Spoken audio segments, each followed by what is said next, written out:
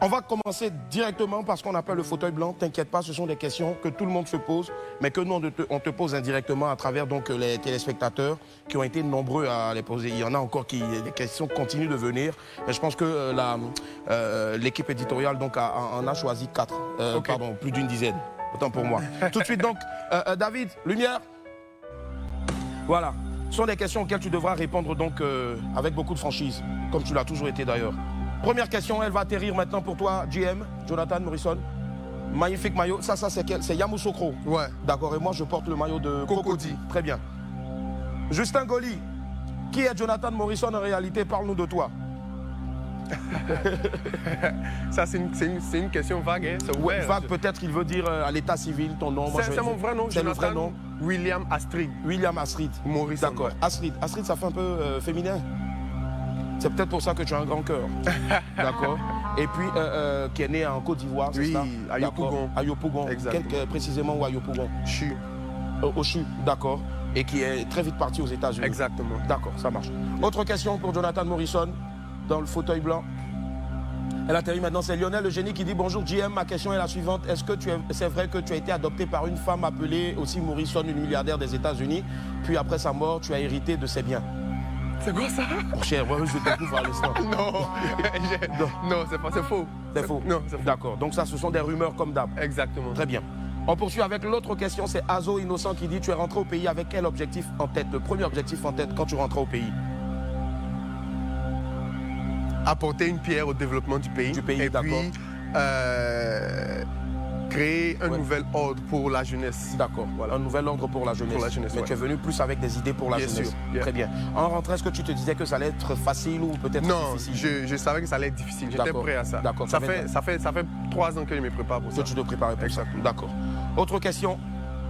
Mary Objectif qui dit, est-ce que tu as un conseiller juridique? C'est 3 questions en même temps. Un coach personnel pour ton image, tes prises de parole. Et en même temps, est-ce que tu es croyant? Si oui, quelle est ta confession religieuse? La confession religieuse, moi, elle m'importe peu. Mais déjà, est-ce que tu es croyant? Non. Non, tu ne crois pas en Dieu? Non. Waouh, d'accord. Ça, en tout cas, c'est ton choix. D'accord, il est légitime. Très bien. Mais ce que je veux savoir maintenant, Jonathan Morrison, est-ce que tu as un conseiller juridique?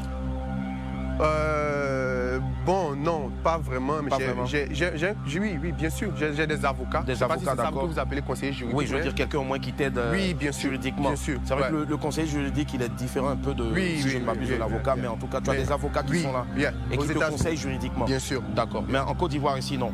Non, pas du tout. D'accord, très bien. Autre question pour GM, Jonathan Morrison.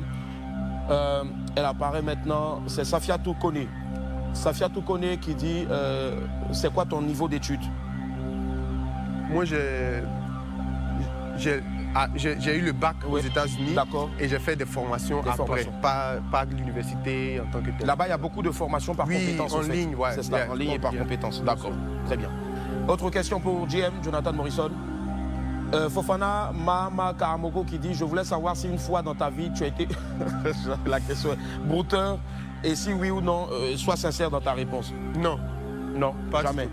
Jamais. D'accord, ok. Autre question, Doumbia Safir Massao qui dit, après ta séparation avec Mariam Mobile, quels sont tes vrais rapports avec elle? Quels sont tes rapports avec elle? Team guerre après l'amour ou team amical? Je l'ai oublié même, donc tu l'as oublié direct. Ouais. Elle n'a pas tenté de t'écrire à nouveau, non? Non. D'accord, ça marche. Aujourd'hui, on dit que tu files le parfait amour avec Audrey Tapé. Bien sûr. D'accord, très bien. On lui fait un coucou, je suis sûr qu'elle nous regarde en ce moment. Nouria Haller qui dit, quelles sont les choses que nous utilisons qui t'appartiennent normalement? Tu avais dit que tu allais tout révéler le 13 juin. Aujourd'hui est le 15. Voilà. C'est ce que j'ai fait un post hier pour clarifier ça. En fait, quand j'ai parlé de 13 taxis, les gens sont allés appeler derrière pour reporter, comme si c'était de l'arnaque. D'accord. J'ai parlé de, comment on appelle ça? Le prochain truc, c'était quoi? On va dire le tournoi? Non, pas le tournoi. C'était 13 taxis. Voilà. l'équipementier avec qui j'ai parlé. Voilà, quand j'ai annoncé notre partenariat, ils sont allés... C'est un équipementier ivoirien ou... Non, espagnol. Espagnol, d'accord. Donc, quand j'ai parlé avec eux, il y a des gens qui sont allés les écrire pour leur dire, est-ce que vous connaissez Jonathan Morrison, comme ci, comme ça. Ils m'ont envoyé des emails, on a eu même à faire des conférences pour savoir ce qui se passe. Et c'est ce qui m'a poussé à ne plus rien dire, en fait. Donc, quand tout est prêt, tout va sortir au fur et à mesure. Voilà. On annonce une nouvelle date qui est le 13. Ouais, le 13 août. D'accord. Je vois aussi beaucoup de messages ici en même temps. Je ne sais pas ce que je vais faire. On va essayer d'être gentil quand même avec tous ceux aussi qui nous suivent à travers la page Facebook de Live TV. Ils sont plus de 4000 à nous suivre en ce moment. C'est dire que vraiment la personne Jonathan Morrison intéresse. Et je pense que ça va monter encore là. On est bientôt à 5000 personnes qui nous suivent. Jonathan Morrison, je vois des questions ici. Je vais me permettre de Il n'y a pas de problème. On nous parle de... Est-ce qu'aujourd'hui tu as pu rentrer en contact avec les éléments de la FIF, c'est-à-dire les dirigeants de la FIF, par rapport à ta proposition? Il faut savoir que ma proposition n'était pas je n'avais pas l'intention de changer pour cette année-là. C'est pas mon objectif. Mon objectif, c'était d'atteindre la marque qui habille les éléphants pour leur dire que ici en Côte d'Ivoire, on mérite mieux, c'est tout. Donc, il n'y a pas de procédure qui a été engagée pour qu'on accepte mon maillot à la FIF ou quoi que ce soit. Non. Mais déjà, actuellement, le nouveau maillot de l'équipe, comment là, tu le trouves? Le nouveau maillot, il est simple, il est beau, mais les Ivoiriens, on peut mieux faire. On peut représenter notre pays. Vu que c'est nous-mêmes qui accueillons la CAN ici, il faut qu'on vende notre pays dans notre et que ça vienne des Ivoiriens. Exactement. D'accord. Voilà. Il y a un autre message ici que je trouve assez intéressant. Bon, c'est vrai qu'on ne demande pas l'âge d'une femme, mais Jonathan, c'est un homme.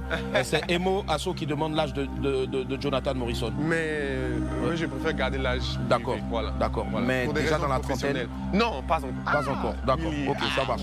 Il n'y a pas de souci. Et je tiens à préciser que nous sommes plus de 5000 personnes en ce moment. Vous pouvez poser vos questions. On a vu récemment, tu as parlé donc du tournoi, le Tchétchèn, CAM Tchétchèn, un tournoi de Maracana. Déjà, CAM, ça signifie quoi? Comité africain de Maracana. Comité africain de Maracana. Exactement. D'accord. Quand on sait déjà qu'il y a aussi la FIMADA, Fédération ivoirienne de Maracana, et sport associé entre Fédération ivoirienne de Maracana, qui organise donc plusieurs, je crois internationales si je ne m'abuse, de Maracana. Il faudra me corriger, hein, Stéphane. Stéphane donc de l'édito pourra me donner la bonne définition du sigle FIMADA. Merci. Donc, quand on voit la FIMADA qui existe depuis avec son président émérite, M. Charles Bleu Charlemagne, aujourd'hui, est-ce que quand tu arrivais, tu as été déjà les voir? Est-ce que tu t'es renseigné déjà pour voir s'il y avait une fédération qui s'occupait du Maracana? Oui.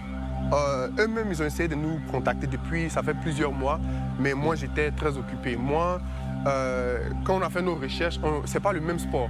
Eux, ils jouent le Maracana Zone. Nous, c'est le petit poteau, le foot de rue, au fait. Voilà. Donc, c'est la raison pour laquelle ça m'a pas... Je me suis dit que vers le début de l'événement, on va les inviter pour la cérémonie d'ouverture et tout ça. Mais comme on joue deux différents...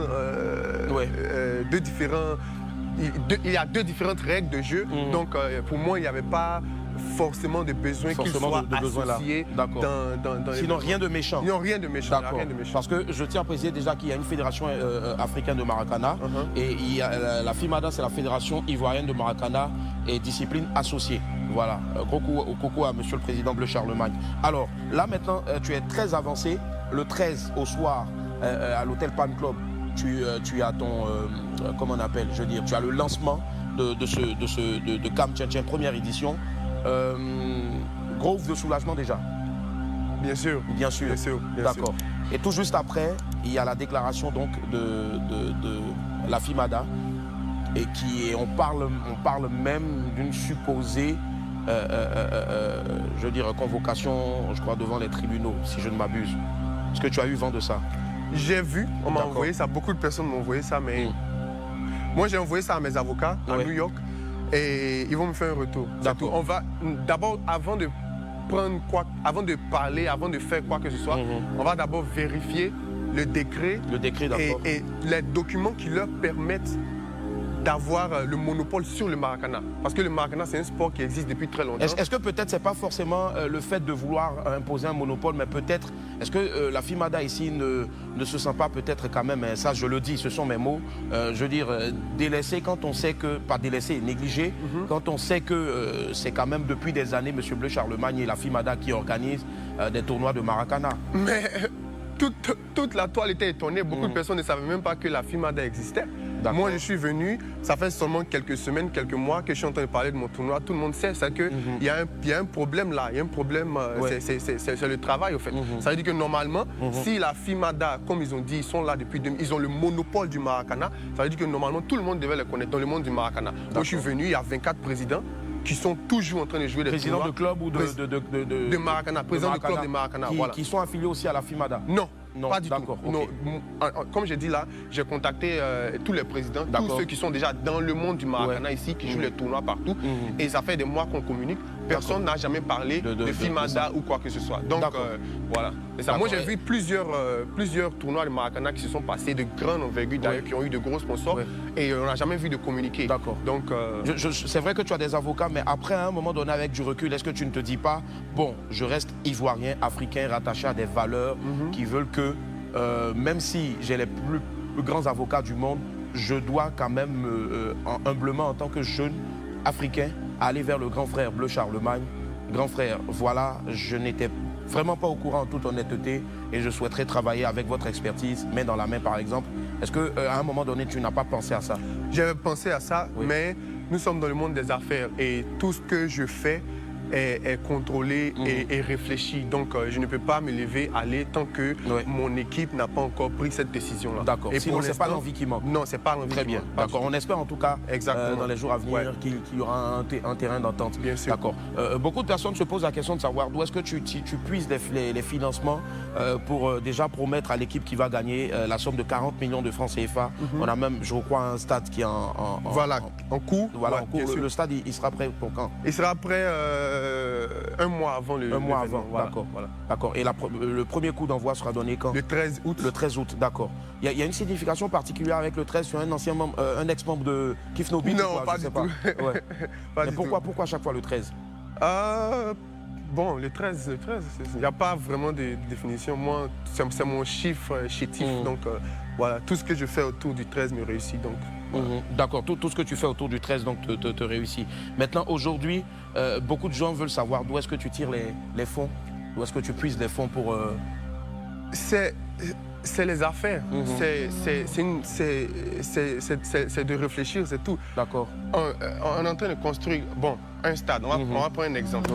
S'il y a quelqu'un qui a une calculatrice qui peut calculer 5000 places. Attends, je regarde rapidement. Voilà. Je regarde rapidement, j'ai ma calculatrice ici, d'accord. Je fais 5000. Voilà, 5000 places.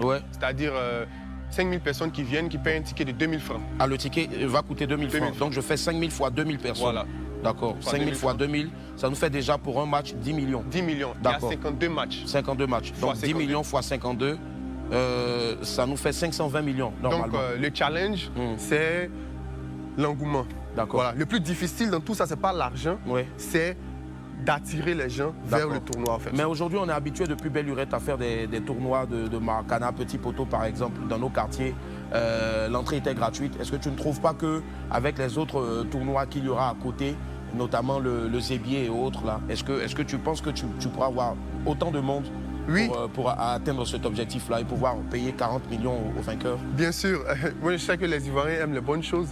Et c'est la première fois qu'il y a un tournoi de Maracana dans un stade. Chaque équipe a son maillot, chaque ville est représentée. Alors, j'ai confiance en moi-même, j'ai confiance en la jeunesse ivoirienne qu'on va atteindre ça. C'est pas moi qui vais payer le gagnant. C'est l'argent des tickets qui va payer le gagnant. Donc, c'est un système que j'ai mis en place pour aider la jeunesse et puis développer le football. En fait. Moi, je suis juste le dirigeant. Le métronome. Voilà, c'est tout. Sinon, c'est les supporters, quand ils viennent payer pour entrer là, c'est l'argent qu'ils vont payer là qui sera remis pour les 40 millions. Donc moi, mon challenge, le travail que je fais, c'est de m'assurer que je remplisse le stade. Et j'ai dit 40 millions. Le stade sera situé où? À Yopougon. Yopougon, d'accord. Voilà. Okay, donc comme je disais là, ça c'est ma marge. C'est-à-dire que si on a fait tous les 52 matchs, qu'il n'y a pas un seul supporter, ce que moi-même je peux sortir de ma poche pour payer, tu le feras. C'est les 40 millions. D'accord. Voilà. Est-ce que rapidement, avant de partir à la pause, est-ce que les équipes qui vont venir jouer doivent payer des droits d'adhésion pour jouer? Chaque président, c'est les présidents. Chaque président a payé une somme de 100 000 francs. De 100 000 comme francs, frais, voilà, pour être pour les maillots, le président. Ouais, les maillots sont gratuits. Les joueurs, les équipes vont avoir les maillots gratuitement. Mais nous, on va vendre les maillots dans les stores, dans les boutiques et tout ça. Voilà. D'accord, ils sont déjà en vente? Pas encore. Très bien. Pas encore, mais d'ici la semaine prochaine, la semaine prochaine, seront déjà partout en Côte d'Ivoire. D'accord. Jonathan Morrison, dernière question, et puis là, on va à la pause. Ils sont plus de 6000 à nous suivre en ce moment. Quelle est la plus grosse crainte? Quelle est ta plus grosse crainte? Ma plus grosse crainte? Ouais. Avec tout ce que tu as, je veux dire. Parce que beaucoup de personnes se posent la question de savoir, on ne peut pas être ivoirien, jeune, avoir autant d'idées. Et malheureusement, ça tend à ne pas marcher. Quand on sait aussi, bien sûr, que ton père, pasteur, à un moment, avait fait une sortie contre toi. Déjà, avant de répondre à quelle est ta plus grosse crainte rapidement, en toute honnêteté, est-ce que depuis lors tu as revu papa? Est-ce qu'il te soutient en prière? Non, on a parlé au téléphone. Au téléphone. Voilà. Vous comptez, c'est vrai que c'est familial, mais... D'accord, très bientôt. Évidemment. D'accord, d'accord. La plus grosse crainte de Jonathan Morrison? Je n'ai pas de crainte. Aucune crainte. Je ne ressens pas la peur. Pour moi, l'échec n'existe pas. C'est juste une question de temps. Donc, c'est ça, parce que ne pas essayer aussi, c'est déjà le premier échec. Exactement. Très bien. Voilà, c'était le fauteuil blanc de Jonathan Morrison. On va marquer